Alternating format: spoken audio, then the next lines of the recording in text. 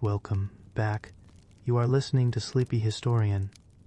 If this is your first time here, you are very welcome.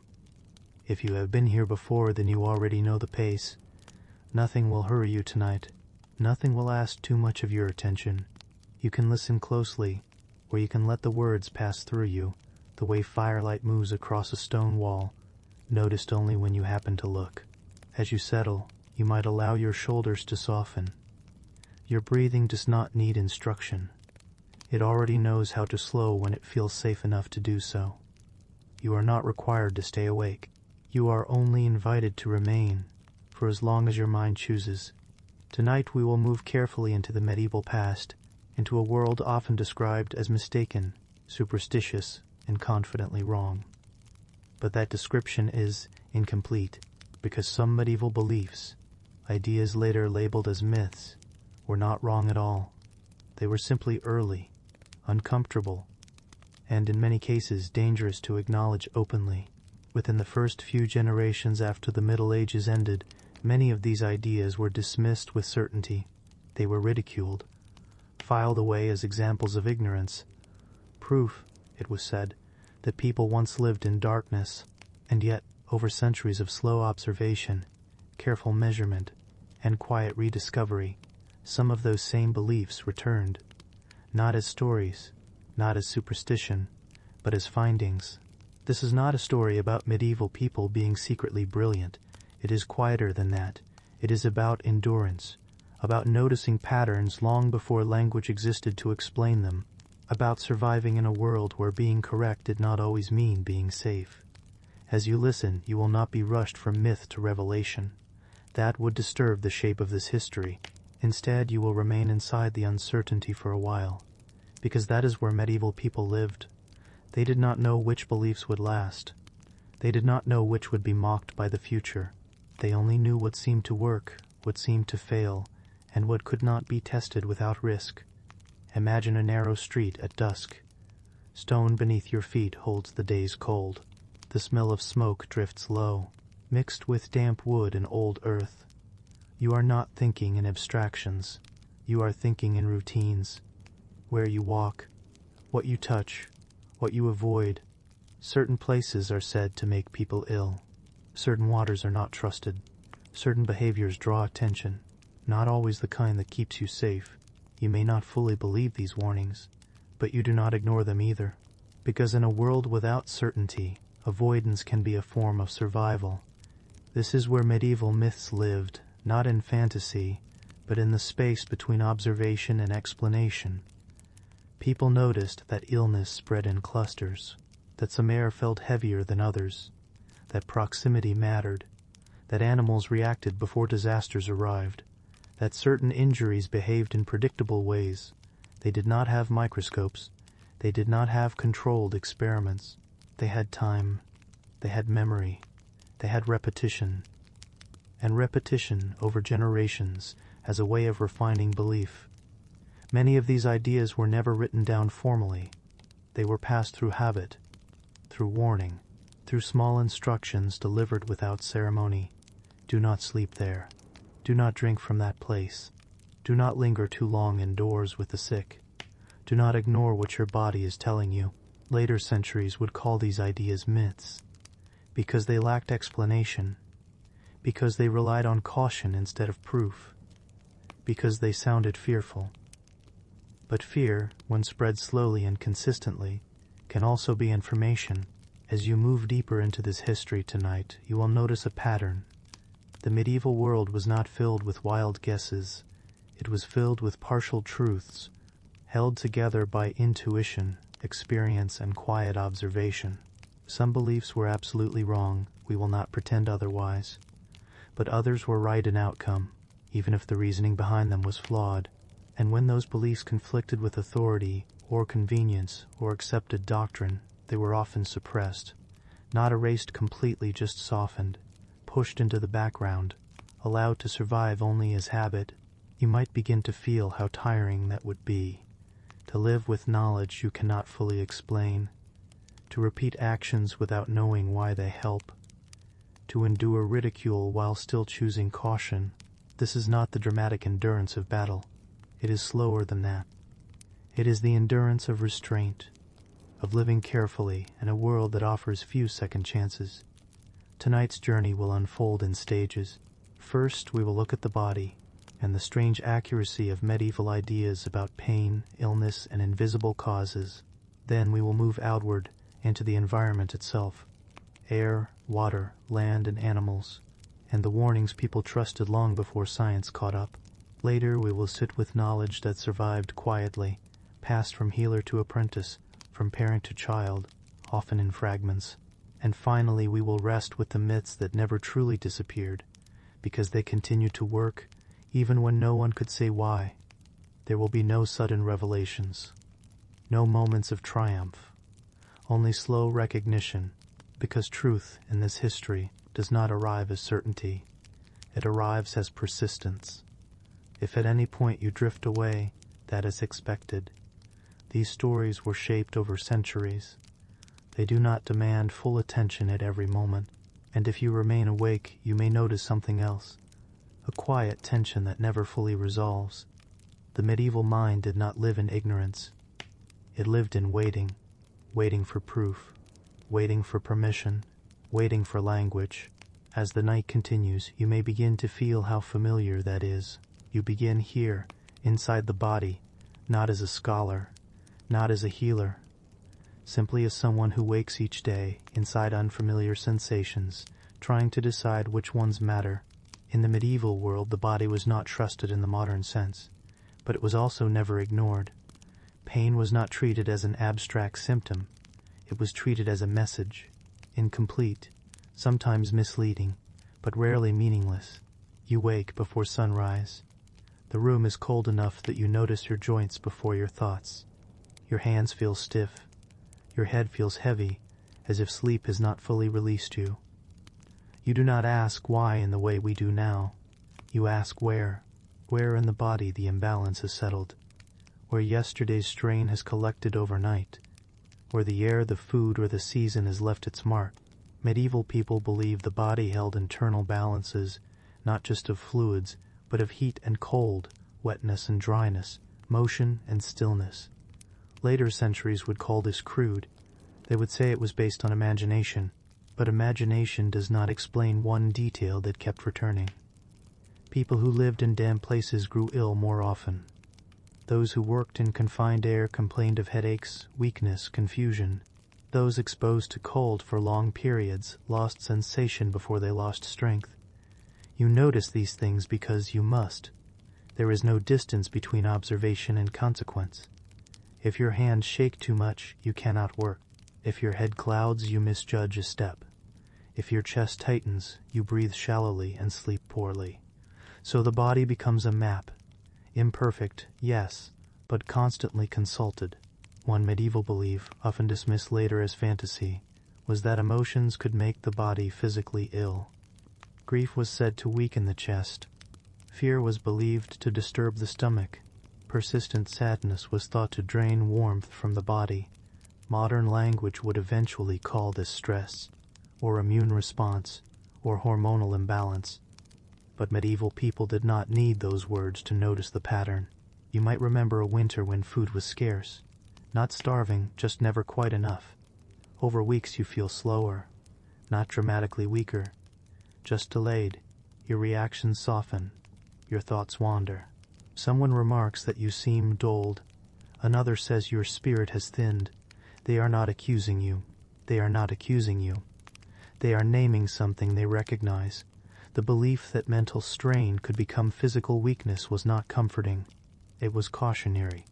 It meant grief could not be indulged too long. Fear could not be allowed to settle. Worry was something to manage, not because it was shameful, but because it had consequences. Another belief, equally dismissed later, was that certain illnesses moved through the body in stages, not suddenly, not randomly. A fever might begin with chills, then heat, then exhaustion, then either relief or something quieter. He did not wake again, someone might say, not as drama, but as information. This observation, that illness followed patterns, would eventually become diagnosis, but for centuries it existed only as memory. You remember how long it took last time. You remember who recovered slowly. You remember who never quite returned to themselves. This is not myth-making. It is pattern recognition without vocabulary. Some medieval healers believed that the body could warn of illness days before visible signs appeared. A sense of heaviness, a change in appetite, a vague discomfort that refused to localize. Later medicine would confirm prodromal symptoms, early warning signs, subtle shifts before measurable change. But in the medieval world, acting on those feelings could be dangerous. If you rested too much, you might be accused of idleness. If you withdrew, you might draw suspicion. So people learned to endure quietly, to observe themselves while continuing routine. This constant self-monitoring was exhausting. You feel it in the slow pace of daily life, in the careful way movements are chosen, in the reluctance to waste energy explaining discomfort that others may not believe. Another belief that endured quietly was that pain could move, not metaphorically, but physically. A sharp pain in the head might settle into the neck. A tightness in the chest might descend into the limbs. A discomfort ignored might appear later, elsewhere. Modern neurology would eventually explain referred pain, nerve pathways, systemic responses, but medieval people only knew the experience, and experience was consistent enough to become guidance. Do not ignore pain when it first appears. Do not assume it will vanish without consequence. Do not pretend the body forgets. These beliefs did not make life easier. They made it narrower. You learn to live cautiously inside yourself, to pace effort, to rest before collapse, to treat fatigue as a warning, not a moral failing. This is important because later centuries would dismiss these beliefs as weakness, as indulgence, as superstition. But the body does not care what century you are in. It responds to patterns all the same. As night settles again, you lie down aware of small sensations, the ache in the back, the tightness in the jaw, the heaviness behind the eyes. Medieval people did not fear these feelings. They respected them, not because they understood them fully, but because ignoring them had consequences they could not afford. You may notice, as you rest with this idea, that the medieval body was not misread. It was simply read without instruments, and sometimes that was enough. You begin to notice that not all causes can be seen. In the medieval world, this was not an abstract idea. It was a daily inconvenience. You step into a narrow street where the air feels heavier than it did moments before. Nothing looks different. The stones are the same. The walls lean in the same way. But breathing feels slower here, as if the air resists you. People did not need instruments to sense this. They needed time. They learned that certain places made the body feel dull, that long hours indoors led to headaches, that working near stagnant water produced weakness that lingered. They called these influences bad air. Later generations would laugh at this phrase, but the sensation was real.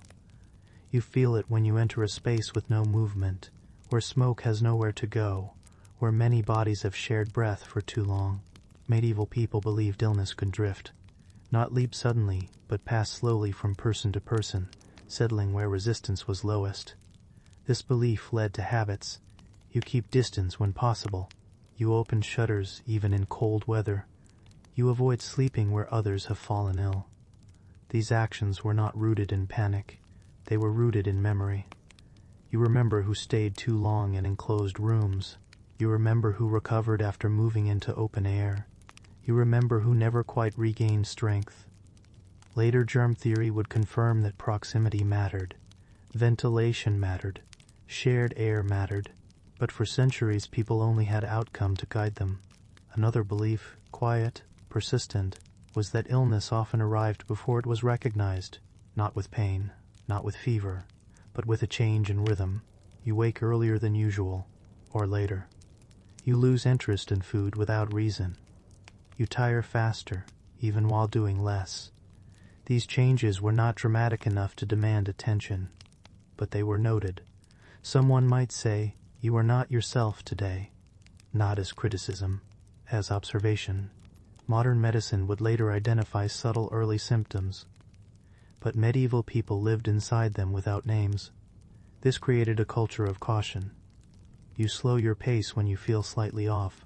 You conserve energy without explanation.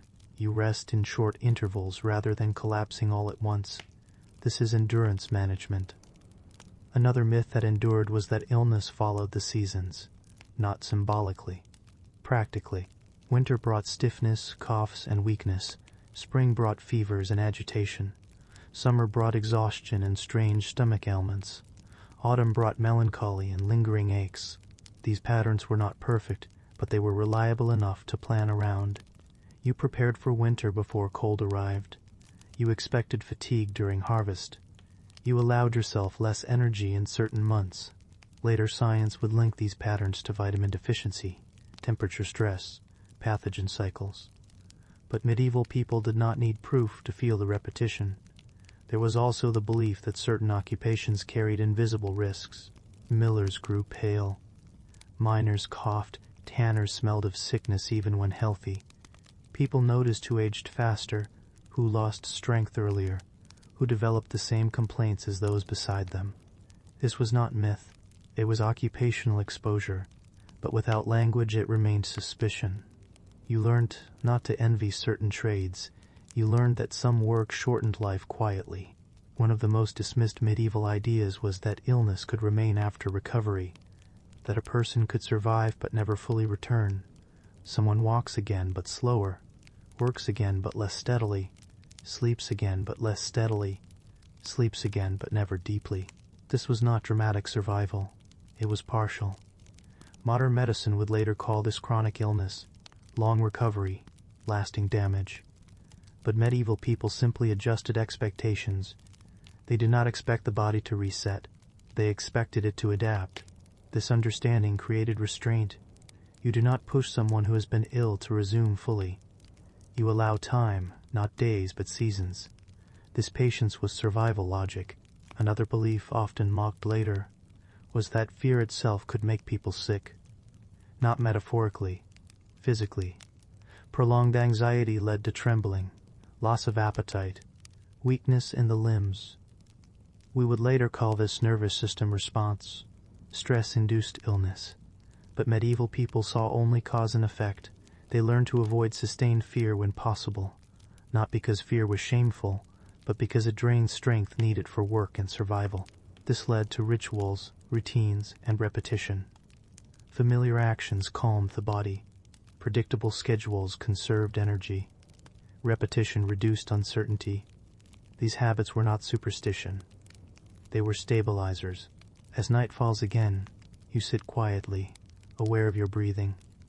You notice how calm settles the body, how tension, even without pain, exhausts.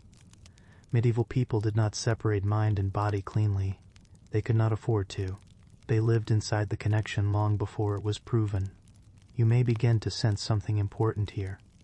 Many medieval myths were not attempts to explain the world incorrectly. They were attempts to survive it without tools. And in that context, quiet observation mattered more than certainty. Over time, the body becomes an archive. Not written, not organized, but consistent. In the medieval world, people trusted memory carried in muscle and bone more than memory kept in words. What the body endured once, it tended to recognize again. You feel this when a familiar ache returns before bad weather, when fatigue settles earlier in the day than usual, when sleep refuses to deepen, even though nothing obvious has changed. Medieval people did not need calendars to sense approaching strain. Their bodies warned them quietly. This gave rise to a belief that the body remembered past hardship and responded before danger arrived. Later centuries dismissed this as imagination, but modern medicine would eventually confirm that trauma, injury, and prolonged stress alter the body's baseline. That recovery is not erasure. You live with this without language. A laborer who once collapsed during harvest works more carefully the following year. A traveler who nearly froze layers clothing earlier than others, even in mild cold. These choices are not fear-driven, they are informed. Another belief that endured was that repeated strain weakened the body permanently. Not dramatically, gradually. Each winter took something small. Each illness left a trace. Each season demanded payment. You did not expect resilience to be infinite. You expected it to diminish. This shaped how people aged. Old age was not defined by years. It was defined by accumulation. A younger person who had survived hunger might appear older than their age. A wealthier elder might remain strong longer. This was not moral judgment. It was observation. Medieval people believed the body kept score. Another so-called myth was that emotional shock could shorten life. Not suddenly, but by weakening recovery. A sudden loss might not kill someone outright, but it changed how quickly they tired, how well they healed, how much effort daily life required afterward. Modern science would later link this to immune suppression, stress hormones, cardiovascular strain. But medieval people only saw the long arc. Someone survives grief, but they never quite regain endurance. This understanding created a quiet respect for loss. People did not rush others back into routine after shock. They allowed slowness. They allowed silence. Silence was not absence. It was recovery. Another pattern the body remembered was deprivation. Hunger did not end when food returned. Cold did not end when warmth arrived. The body adjusted downward, and returning upward took time. You eat more carefully after scarcity. You conserve heat even when the fire burns strong. These behaviors persisted long after danger passed. Later centuries would call this psychological. But the medieval world did not divide mind and body so neatly. They called it memory. The belief that the body adapted permanently led to another conclusion, that prevention mattered more than repair. You avoid extremes when possible. You pace work even when strength is available. You rest before collapse, not after. This was not comfort-seeking. It was endurance strategy. Another dismissed idea was that certain people were more vulnerable than others, not morally, physically. Children weakened faster. The elderly recovered slower. Those who had been ill before were more likely to fall ill again. Modern medicine would confirm immune vulnerability, chronic conditions, cumulative damage. But medieval people already lived inside these patterns. They did not expect equality of outcome. They adjusted responsibility accordingly. You carry heavier loads if you are stronger. You shield those who cannot recover easily. This was not charity. It was survival logic. Another belief that persisted quietly was that healing required familiarity. People recovered better at home than in strange places, among known routines, known food, known rhythms. Modern hospitals would later rediscover the importance of environment in recovery, but medieval people did not need controlled studies. They needed results. So they returned the ill to familiar beds. They kept routine even when strength was low. They avoided unnecessary movement. The body, they believed, healed best in known conditions. As night settles again, you feel how your body responds to stillness. Breathing slows, muscles loosen, thoughts thin. Medieval people understood this without instruction. They lived close enough to discomfort to recognize when stillness mattered. The idea that the body remembered was not comforting. It meant damage lingered, but it was also empowering. If the body remembered harm, it also remembered care. Gentle days accumulated. Warmth rebuilt slowly. Rest restored something, even if not everything.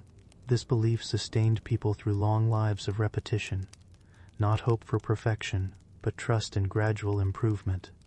You may notice as you rest with this idea that many medieval myths were not errors.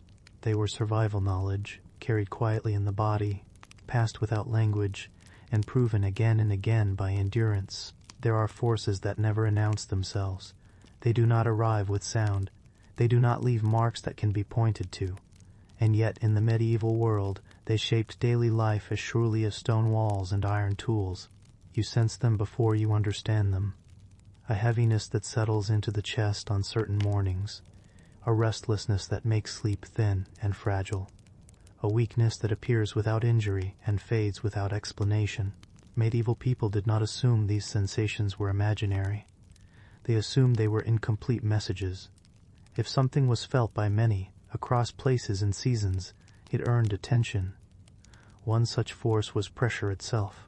Not physical pressure, but the pressure of conditions that never quite improved, cold that lingered even indoors, hunger that was eased but never erased, work that paused briefly but resumed before recovery.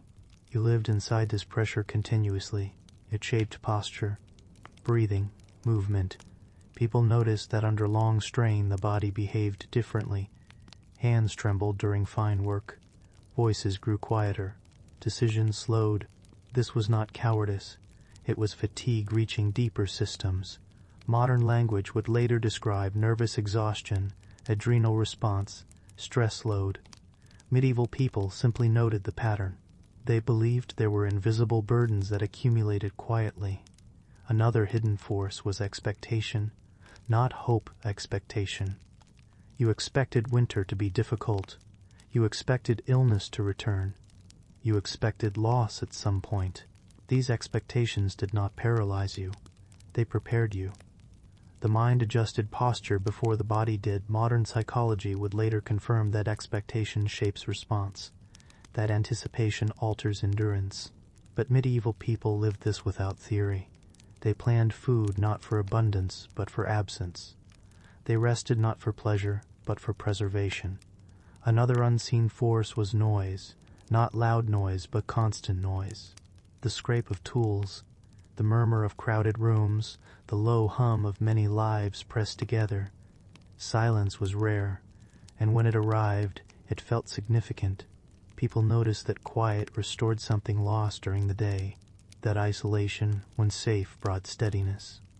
This led to habits of retreat, short walks alone, moments beside a fire after others slept, early rising before the household stirred. These were not spiritual practices alone. They were neurological relief. Another belief that endured was that unseen imbalances caused visible outcomes. If someone grew irritable without reason, the cause was not assumed to be moral failure. It was imbalance. If sleep shortened, if appetite changed, if focus drifted, these were signs, not sins. Later eras would medicalize this. Earlier eras moralized it. But the medieval world often sat in between. They acknowledged invisible forces without fully blaming or diagnosing. This allowed patience. A person behaving strangely was watched, not immediately corrected. Time was given for return. This was not kindness alone. It was recognition that unseen forces pass as they arrive. Another hidden pressure was time itself. Not time measured by clocks, but time measured by repetition. You woke to the same tasks, returned to the same place, faced the same effort. Over months and years, this repetition altered perception. Days blurred, seasons merged, memory softened. Medieval people believed this dulling was dangerous. Not spiritually, physically. They noticed that people who never broke routine lost sharpness sooner. So small changes were valued. A different walking path, a new tool grip, a shift in order of tasks. These adjustments were believed to refresh the body. Modern neuroscience would later confirm that novelty preserves cognitive resilience, but medieval people sensed it long before. Another unseen force was fear without object, not fear of attack or disaster, but fear that lingered without focus, uncertainty about harvest, about weather, about health. This fear drained energy slowly. People noticed that prolonged uncertainty exhausted more than sudden danger. They sought certainty where possible. Routines provided it. Traditions stabilized it. Rules reduced decision fatigue. These structures were not only social control, they were endurance frameworks. As evening deepens, you feel how the day's weight settles, not as pain, as slowness. Medieval people ended days early not from laziness, but from conservation. They believed the unseen forces were strongest at night, not because night was evil, but because fatigue made the body vulnerable. So they withdrew, they dimmed light, they reduced speech, they lay still longer than sleep required. This was not idleness, it was defense. Many centuries later, science would confirm circadian vulnerability, immune recovery during rest, hormonal regulation during darkness. But medieval people lived these truths without charts. They trusted sensation. They trusted accumulation. And they trusted that what could not be seen could still shape survival. You may notice as your own body settles that these hidden forces are still present. Only the language has changed. The pressure remains. In a world with few written explanations, meaning was gathered from what repeated. Medieval people did not always name what they observed. They watched it happen again. A person grows quiet for several days. Another avoids light. Someone lingers at the edge of the room, neither ill nor well. These were not immediately judged. They were noted. You lived among the same people long enough to recognize when someone drifted from themselves. Language was limited, but familiarity was not. So signs replaced diagnosis. A slowing of steps. A hesitation before speaking. A habit of rubbing the hands when no cold was present. These behaviors were believed to signal inner disturbance. Not madness as later centuries defined it, but imbalance. You were not considered broken. You were considered strained. Medieval people believed the body spoke first, before collapse, before sickness, before withdrawal. If you listened carefully, intervention could be gentle, a change of work, a period of rest, removal from noise. These were not cures. They were pauses. Another sign without language was inconsistency. If a person's behavior shifted day to day, it raised concern, not because unpredictability was feared, but because endurance relied on regularity. A person who could not maintain rhythm was thought to be fighting unseen forces.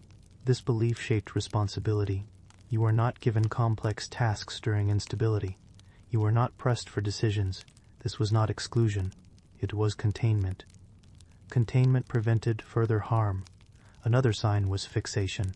A person repeating a single thought, returning to the same action without purpose, staring too long at nothing.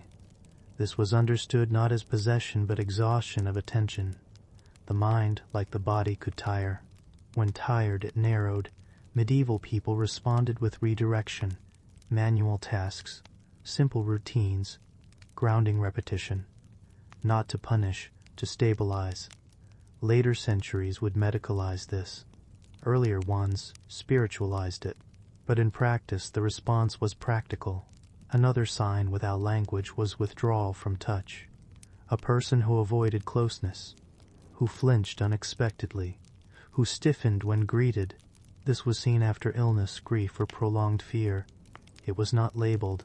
It was respected. Touch was reduced. Distance allowed. Recovery was understood to require safety. Another belief that endured was that certain behaviors emerged under strain and faded with relief. This meant they were temporary, not defining. Some medieval people avoided permanent labels. You were tired today, not altered forever. This patience prevented unnecessary escalation. People watched first, intervened slowly. This created room for return. As daylight faded, behavior softened. Voices lowered. Movements slowed. These shifts were not signs of weakness. They were acknowledgments of limit. Medieval people believed ignoring limit led to breakdown, so they listened. They watched signs instead of waiting for collapse. Modern psychology would later call this early intervention, but medieval people simply called it attention. They did not require explanation to act. They required pattern. As you rest with this idea, notice how much you still rely on signs without language. Attention that lingers, a thought that loops, a heaviness without cause. You respond instinctively. You rest earlier. You withdraw briefly. You simplify. These behaviors were not invented recently. They were inherited, passed quietly through observation. The medieval world did not always understand the cause, but it often respected the signal. And in that respect, many supposed myths were simply early recognition of truths we would later confirm. There comes a point where repeated observation no longer feels neutral. When something happens often enough, in enough places, to enough people, it begins to gather meaning.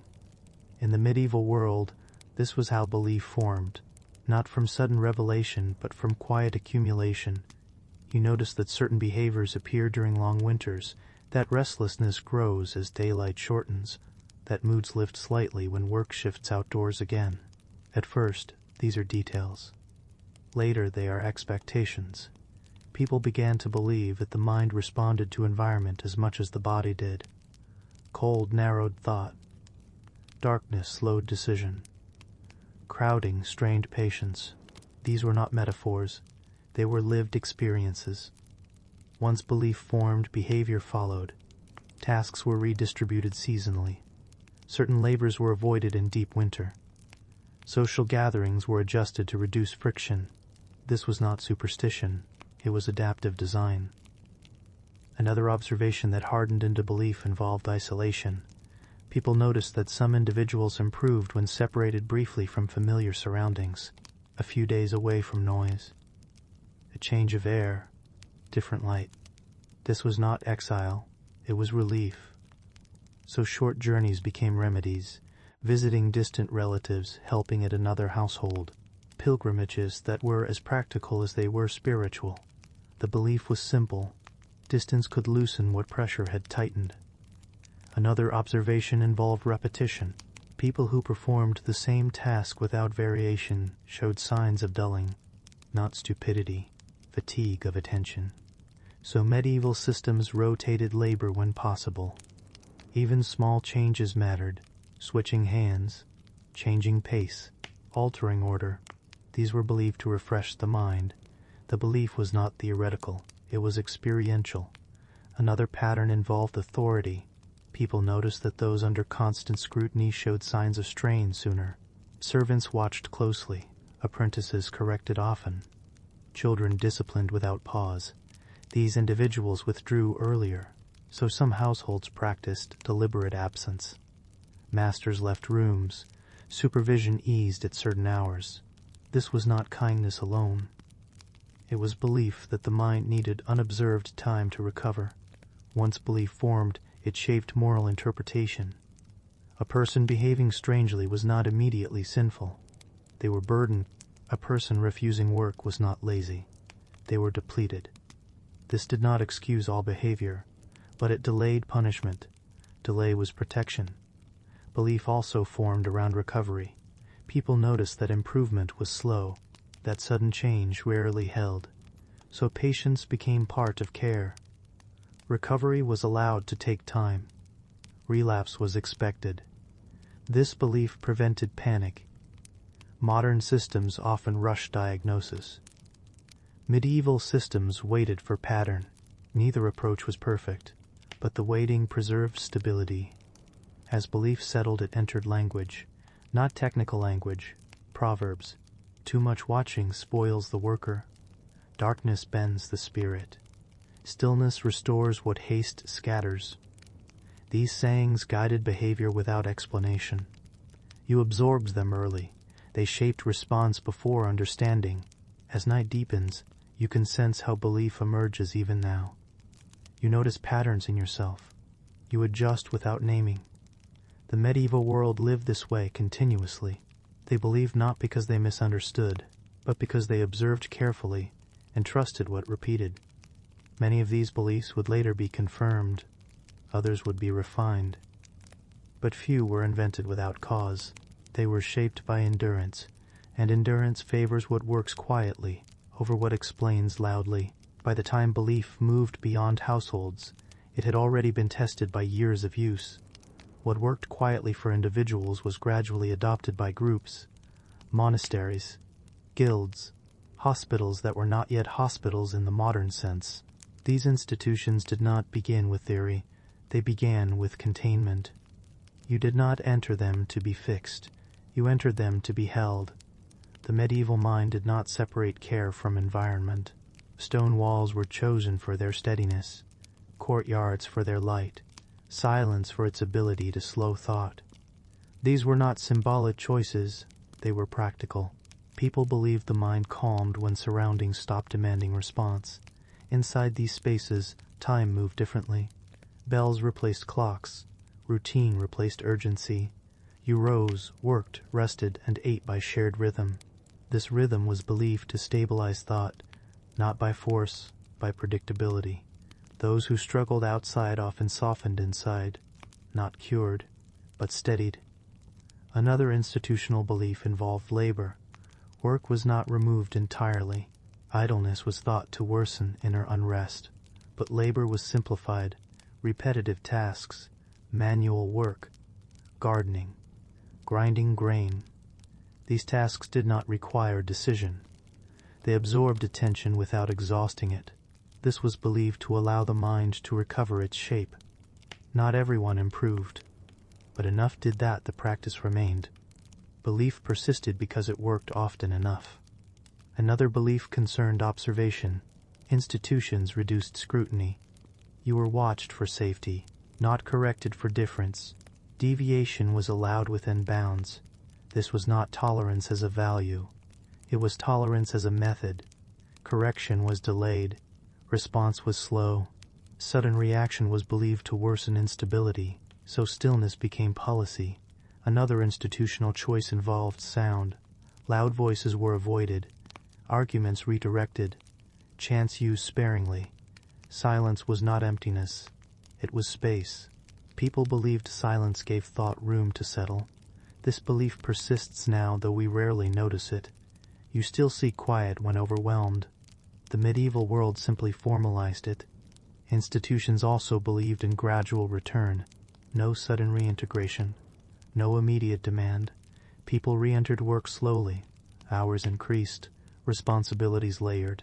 This prevented relapse. Modern psychology would later call this graded exposure. Medieval institutions called it patience. Not all institutions were gentle. Some misunderstood containment as control. Some spaces hardened into confinement. But the original belief was care before cure. Hold first, change later. This belief survived because it matched human endurance. As you imagine these spaces, notice how familiar they feel. Routine, quiet, reduced demand. These are not medieval inventions, they are responses to human limit. The medieval world did not always explain correctly, but it often responded wisely. And many of those responses, once considered myth or superstition, would later be rediscovered and renamed. Even the gentlest intentions can harden with repetition. What began as care could slowly become constraint. In medieval institutions, this shift was subtle, not violent, not immediate, a change almost imperceptible to those inside. You begin to notice it in the way rules multiply. First, a routine for safety, wake, eat, work, rest. Then small stipulations, no leaving before dawn, no speaking during certain hours, no wandering the corridors alone. At first these rules reassure. They reduce chaos. They guide behavior.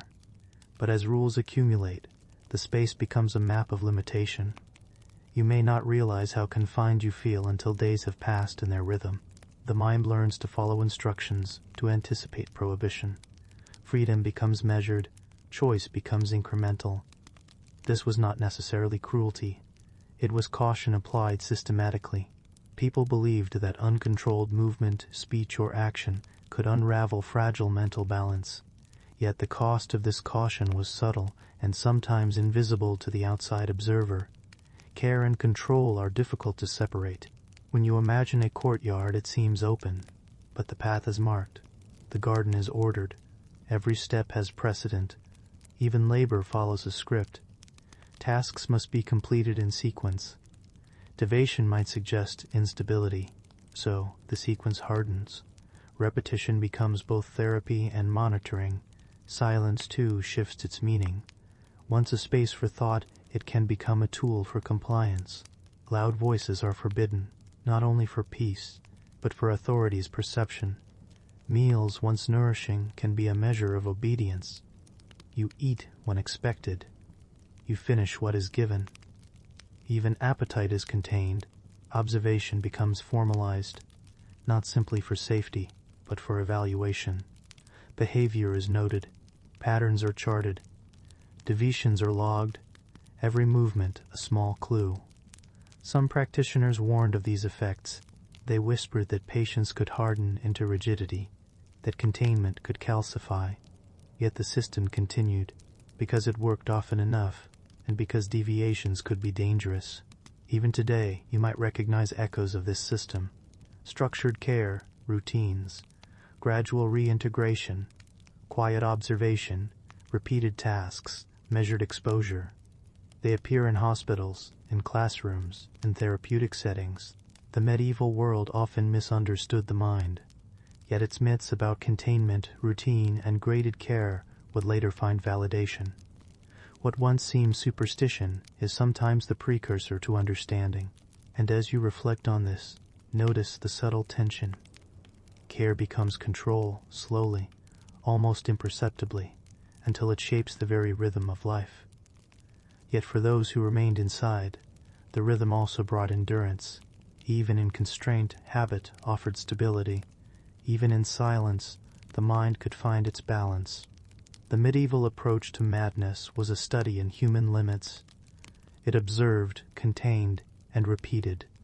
It failed in some cases. It succeeded quietly in others. And over centuries these quiet lessons would echo forward, resurfacing as truths that modern psychology would only later name. You have already seen how medieval observers interpreted behaviors, how rules became routines, and how care sometimes slid into quiet control. Now consider the moments when these myths, once whispered, once doubted, proved themselves in ways no one could have foreseen. Take the humors, for instance: blood, phlegm, black bile, yellow bile. It was once thought that imbalance could drive madness. Many dismissed this as superstition, but centuries later we discovered that chemicals and biological factors do influence mental states. Or consider isolation.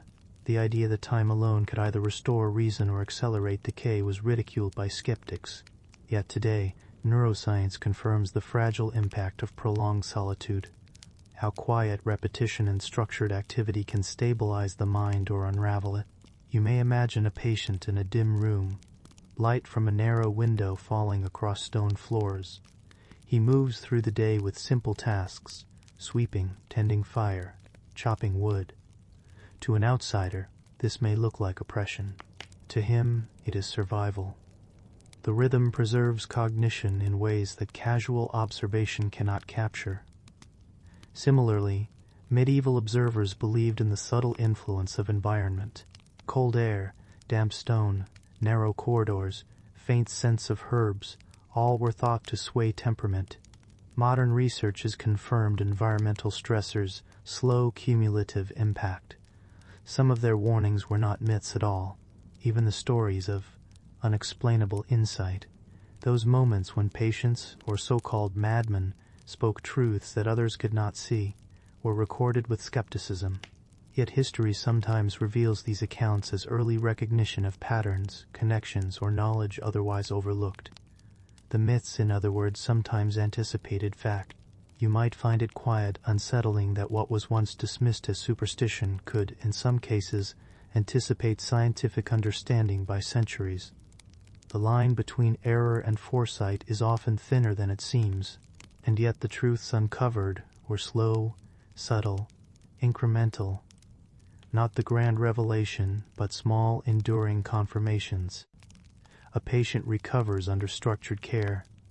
A disorder is mitigated by routine. An environment shapes the mind. These truths were never flashy. They were persistent, cumulative, quietly insistent. It is tempting to imagine medieval people as uniformly mistaken, as if their observations were only naive conjecture. But the record shows patience, observation, and a deep sense of human limitation. They noticed what modern science later proved. Some myths once considered fanciful turned out to be the first glimmers of understanding that would take centuries to formalize. And so, as you drift through these corridors of thought, notice how belief and observation entwined, how caution became insight, how repetition revealed patterns unnoticed by casual eyes. Even the faintest whispers in manuscripts, the quiet notes of those writing by candlelight, hinted at truths not yet named. This endurance, the endurance of observation, of structure, of myth, is perhaps the most human element of all. For in the slow unfolding of recognition, and the careful repetition of daily routines, you see the roots of modern understanding. What was once a superstition, or a myth born from fear, now resonates as early, if imperfect, knowledge, and it endures quietly, in the rhythm of care, in the ordering of tasks, in the recognition that the mind is fragile, and sometimes that the mind is more resilient than anyone could have imagined. You have seen how myth sometimes quietly shaped understanding, how routines and observation preserved fragile minds, and how repetition revealed truths centuries before science could. Now, let us step into a different dimension, one where belief itself became a mechanism of control. Not always cruel, not always overt, but persistent, subtle, and often unnoticed. Consider the everyday townsfolk moving through narrow streets, their paths dictated by what was considered proper or improper. A simple gesture, raising a hand at the wrong time, speaking too loudly, laughing too freely, might be interpreted as madness, as disobedience, as a subtle threat. And those interpretations were not idle. They structured behavior, subtly guiding the way people acted, often before anyone even thought to question it. You might picture the officials, their robes heavy, steps measured, watching, noting, cataloging each deviation. The townsfolk adjust unconsciously, their posture, their rhythm, the very pace of their walk, tuned to avoid the unseen boundaries imposed by belief. And so a kind of conspiracy forms, not through collusion, but through shared assumptions and quiet enforcement. The belief in madness, in superstition, in the fragile balance of mind, becomes a societal force, shaping action without explicit command. Sometimes it is as slow as the turning of a wheel. You hear the sound of the smith hammering iron, echoing through the streets at dawn, reminding everyone that work must be done, that the rhythm of life is both survival and regulation. Even those not directly observed internalize the expectations, moving through the day with invisible cords around thought and gesture. Yet this conspiracy is not all rigidity. It allows subtle adaptation, small negotiations between individual and collective. The myths provide space, yes, but also boundaries. You may notice someone lingering at the market, watching, measuring, testing the limits of what is tolerated in speech or movement. And slowly, imperceptibly, these boundaries shift, sometimes expanding, sometimes contracting. The power of belief lies in its quiet persistence. It does not strike suddenly. It does not demand attention. It unfolds over days, weeks, lifetimes, guiding, shaping, correcting. Some who challenged it failed silently. Others adapted. And still others thrived within the confines. You begin to see how the myths you have observed, the fears of madness, the warnings of isolation, the observations of the fragile mind, were part of a larger pattern. A society attempting to balance curiosity and caution, freedom and order, observation and control. And as you imagine the dim candlelight reflecting on worn stone, as you trace the faint footprints in dust-covered streets, you perceive the rhythm of this balance, the quiet, enduring influence of belief. It is a force that does not need violence, that does not need law. It is subtle, measured, persistent. Even the most careful observer, noting gestures, expressions, and repetitions, cannot fully disentangle the threads of control from the threads of survival. You, in the quiet of your mind, are witness to the slow shaping of human behavior, guided by belief, by fear, and by the enduring mystery of what might be madness and what might simply be life. You might think that power lies only in kings, or in armies, or in laws inscribed on heavy parchment. But in medieval towns and villages you would quickly notice that the quietest, most persistent authority often comes from observation itself. The eyes, the whispers, the careful measuring of behavior. These are the tools that shape lives, more subtly than any sword. Imagine yourself walking along a frost-covered street, the morning mist curling around timbered houses. You see the baker tending his fire, the smoke rising slowly, curling and dispersing into the gray sky. Each movement, each gesture is seen. Neighbors glance at one another. Children mimic what they see. Adults adjust their posture unconsciously. Even without speaking, authority is exercised. The collective gaze maintains the rhythm of the town. You, moving through this environment, become a part of it, whether you wish to or not. You notice a woman carrying water from the well, her steps measured, careful not to splash the uneven stones, not to draw attention. You notice the smith pausing mid-hammer, listening for footsteps or murmurs, and you feel, faintly, that any misstep, any deviation from expectation could ripple outward, marking you subtly in the shared consciousness of the community. Observation acts as a regulator. It is not immediate punishment, but persistent influence. If a neighbor speaks too boldly, they may find doors closing quietly, alliances forming elsewhere. If a gesture seems strange, people avert their eyes, and the individual feels the weight of subtle exclusion. You, as a participant in this world, begin to understand how shared belief, combined with careful observation, creates a structured society without the need for overt command. In the marketplace, the rhythm is constant but measured. Merchants arrange their wares precisely. Children run in patterns that mirror their elders, and even animals are guided by the repetition of human habits. All this seems ordinary, yet it is the result of centuries of quiet calibration, where attention and vigilance enforce what is normal, and where deviation is gently corrected by the gaze of others. You notice, too, that observation is not always human. The architecture itself watches narrow streets that funnel movement, doorways that expose the passerby, windows that look out over public spaces. Even the placement of the mill or the well guides behavior subtly, reminding the townsfolk of the boundaries of conduct. In this way, belief and observation intertwine, blurring the line between social expectation and environmental constraint. And so, authority becomes almost invisible, distributed across the town, across the hours of each day, and yet persistent enough to shape behavior, to sustain myths, to enforce routines. You feel, as you walk and observe, that each choice, each pause, each glance is part of a larger system, a slow-moving but steady force that enforces order without ever raising a voice. There is a quiet tension here, but it is not threatening.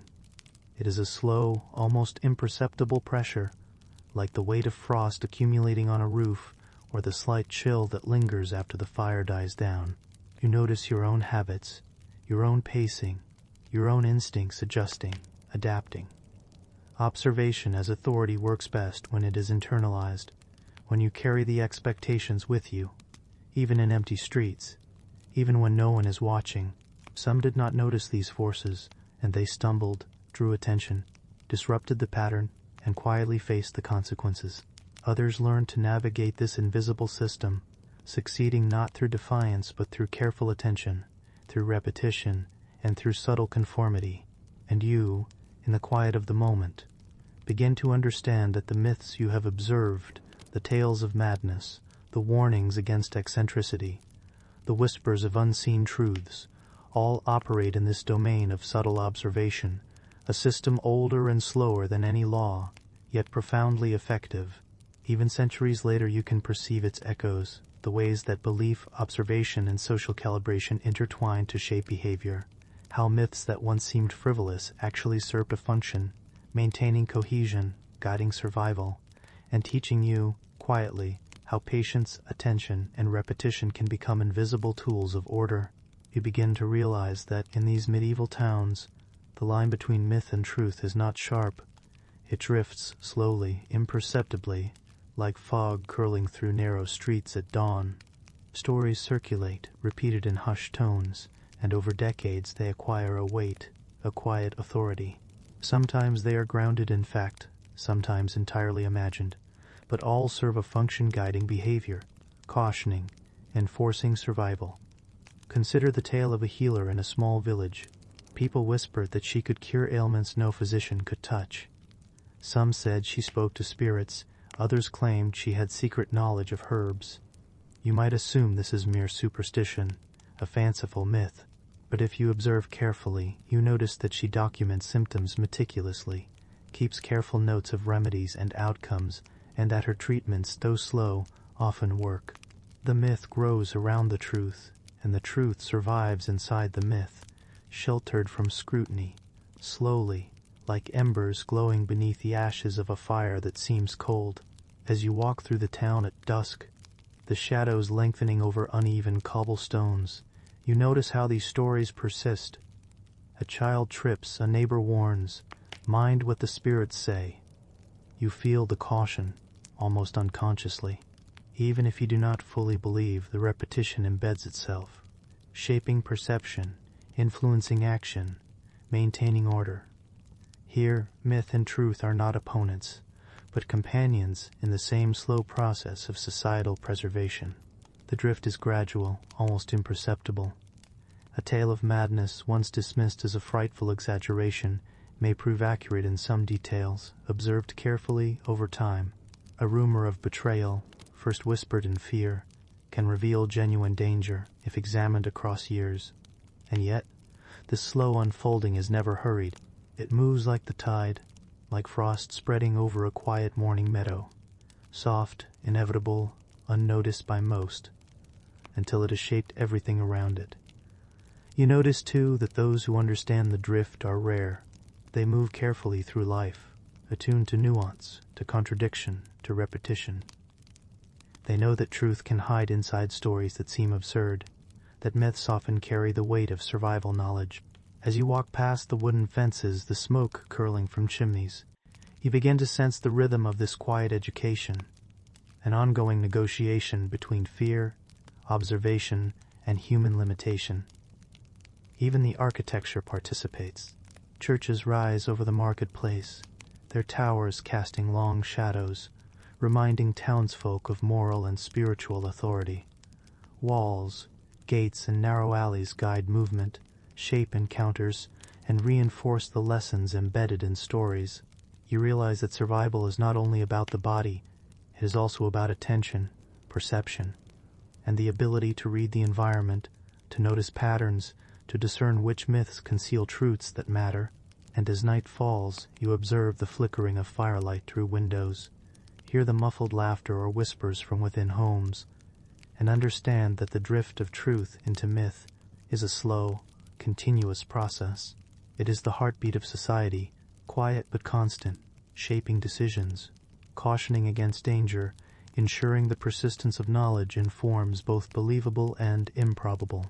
The stories you have listened to of madness, of deception, of secret knowledge have endured because they were carefully woven into the fabric of daily life, navigated through observation and repetition, and protected by the slow, patient rhythm of human attention.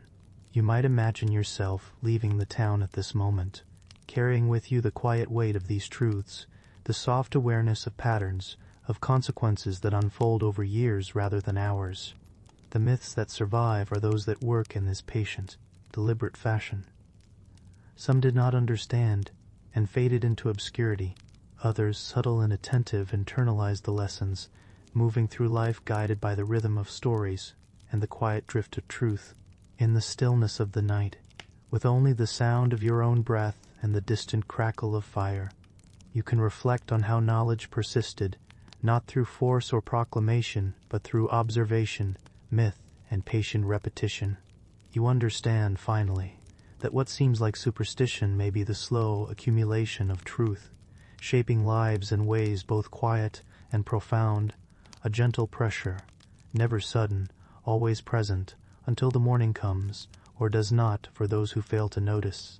And so, as you rest your head and let the evening calm descend, you are aware that myths and truths, intertwined over centuries, teach lessons about survival, patience, and perception. The world you have walked through is quieter, slower, but it is shaped by forces just as real and compelling as any sword or decree. You drift with the knowledge that even in seeming absurdity, there can be meaning. Even in whispers, there can be instruction. And even in myths, there is truth waiting quietly to be noticed by those willing to observe. You sit quietly now, perhaps leaning back, letting the weight of the day settle through your body. The sounds of the medieval town, imagined though they are, linger in your mind. The distant murmur of villagers, the soft echo of footsteps over cobblestones, the occasional crackle of a hearth somewhere behind a half-open door. You realize that much of what you have heard tonight is not merely history. It is an experience, a slow unfolding of human attention, a quiet journey into the way people perceive the world and how those perceptions shape their lives. In this calm, dimly lit world, you notice the patterns that repeat themselves across time, stories that warned, advised, or entertained, did so not by shouting, but by embedding themselves into daily routines. A cautionary tale about a feared illness was repeated at meals, in the marketplace, and by the fire, until the knowledge it contained was as familiar as the shape of your own hand. You begin to see the subtle wisdom in this method, and how it contrasts sharply with our modern insistence on instant answers, loud signals, and rapid verification. You think back to the myths and rumors, to the figures whose deeds were remembered, to the whispers of madness, conspiracy, and hidden knowledge. Perhaps in our own era we might dismiss such stories as quaint or exaggerated, but for those who lived centuries ago, these stories were part of the environment. They shaped behavior, directed attention, and sometimes safeguarded life. You can almost feel the slow pressure of necessity pressing on those who walk these streets, guiding choices through small but persistent truths hidden in layers of myth. As night deepens in your imagined town, you sense that survival is rarely dramatic, rarely sudden. It is a continuous negotiation with the world, enduring cold, navigating uncertainty, and learning to notice patterns where others see only confusion. You imagine the early morning fog settling over fields, the slow drip of water from the eaves, the muted sounds of animals in their stalls, and the villagers rising to another day shaped by stories both true and false. You understand that this rhythm of life, this patient observation, was as essential to survival as any sword or shield, and in this quiet reflection, you begin to appreciate the delicate balance between fear and knowledge. Those myths that endure do so because they are practical, subtle, and patient. They are reinforced through repetition and careful attention, and they teach lessons that survive long after individuals pass away. You recognize a profound elegance in this system, one that relies not on spectacle or noise, but on careful observation and human endurance. The lessons of survival are slow-moving, almost imperceptible, yet they shape societies, decisions, and daily life in ways that are profound and lasting. Now, as you sit enveloped in this imagined night, you might notice a gentle warmth from a nearby fire, or the cool touch of stone beneath your hand. These small physical sensations anchor you, reminding you of the continuity between then and now, between the lives of those who walked centuries ago and your own quiet evening. It is a calm awareness without urgency that bridges time and space, connecting you to distant lives through stories, observation, and slow, patient truth. In the end, the myths you have encountered tonight are more than curiosity. They are instruction, subtle and enduring. They demonstrate how human beings have always needed to interpret their world, to find meaning in the unseen, to survive through attentiveness and reflection. Even the most improbable tale carries with it a whisper of truth, a lesson waiting to be noticed by those willing to pay attention, and by those who can endure the slow accumulation of knowledge across years. You might let your thoughts drift to the more practical, everyday details. The arrangement of the market, the sequence of chores, the silent rules that governed interactions, and the ways people navigated uncertainty without guidance other than observation and experience. Even now, the echoes of these patterns seem familiar, almost meditative, and you might notice how the mind naturally slows, matching the rhythm of this imagined world, allowing a sense of ease, of gentle release, even while your thoughts remain quietly engaged. And so, as your own evening draws toward rest, you are left with an awareness of the subtle rhythms that shaped medieval life. You sense the delicate threads connecting stories to survival, myth to practical knowledge, repetition to endurance, and you notice that even centuries later, these lessons continue to have value, if only you are patient enough to observe, to notice, and to reflect. There is a calm satisfaction in this understanding, a quiet release that comes not from resolution, but from awareness. You might close your eyes now, letting the stories settle into memory, the chill of the night, the warmth of firelight, the distant echoes of activity. All of it folds into a gentle tapestry, a quiet, enduring pattern that mirrors the rhythms of life itself. And in this quiet you find that there is no need for dramatic conclusion, no rush to resolution, only the slow, steady heartbeat of human experience moving through centuries, shaped by myth, truth, endurance, and attention. In these last moments you carry forward a subtle understanding that what seems fantastical may be functional, what seems absurd may be instructive, and that patient observation is always a quiet form of power. The lessons of the past are not loud. They are persistent, gentle, waiting for attentive minds to notice, waiting to guide actions quietly, slowly, without demand. And as sleep begins to fold gently over you, you can trust in the slow wisdom of time, the drift of truth within myth, and the quiet, enduring patterns that have shaped humanity for centuries.